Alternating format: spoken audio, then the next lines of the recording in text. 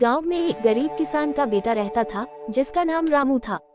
रामू बचपन से ही पढ़ाई में बहुत रुचि रखता था, लेकिन गरीबी के कारण उसे पढ़ाई करने में कई कठिनाइयों का सामना करना पड़ता था। उसके माता पिता दिन रात मेहनत करते थे ताकि वे घर चला सके, लेकिन पढ़ाई के लिए बहुत साधन नहीं थे। गांव के सरकारी स्कूल में पढ़ाई होती थी और रामू वही पढ़ाई करता था। स्कूल में बहुत सी किताबें तो थी, परंतु रामू के पास अपनी किताबें खरीदने के लिए पैसे नहीं थे। इसके बावजूद रामू बहुत मेहनती और लगनशील छात्र था। वह अपने दोस्तों से किताबें मांगकर पढ़ता और रात रात भर पढ़ाई करता था। स्कूल के बाद भी वह अपने अध्यापकों से सवाल पूछता और अपनी जिज्ञासा शांत करता था। रामू का संघर्ष। रामू की आर्थिक स्थिति बहुत खराब थी। उसके माता पिता खेतों में काम करते थे और कभी कभी रामू को भी उनकी मदद करनी पड़ती थी। इसके बावजूद वह अपने पढ़ाई के प्रति पूरी निष्ठा से जुड़ा रहा। हर दिन स्कूल जाने से पहले और स्कूल के बाद वह खेतों में काम करता, लेकिन उसकी पढ़ाई का जुनून कभी कम नहीं हुआ।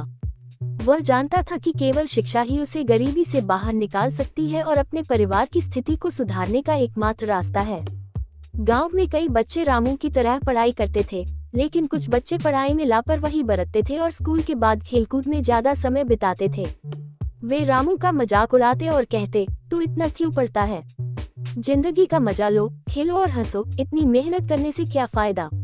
रामू को इन बातों से फर्क नहीं पड़ता था। उसे पता था कि उसकी मेहनत और लगन ही उसे एक दिन सफलता दिलाएगी। गुरुजी की प्रेरणा। रामू के अध्यापक, जिन्हें बच्चे गुरुजी कहते थे, ने रामू की मेहनत और लगन को देखा।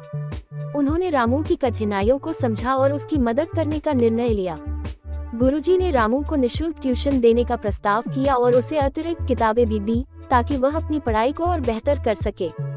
गुरुजी ने रामू से कहा, जीवन में मेहनत करने वालों को ही सफलता मिलती है।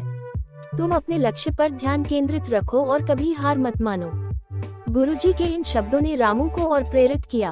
अब रामू और भी मेहनत करने लगा। वह अपनी पढ़ाई के साथ साथ खेती में भी अपने माता पिता की मदद करता था।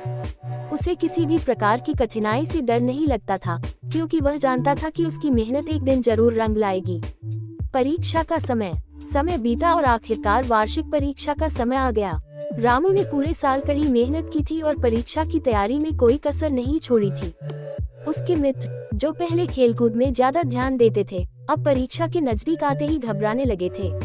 उन्होंने पढ़ाई में उतनी मेहनत नहीं की थी, इसलिए उन्हें अच्छे परिणाम की उम्मीद नहीं थी। रामू ने पूरे आत्मविश्वास के साथ परीक्षा दी।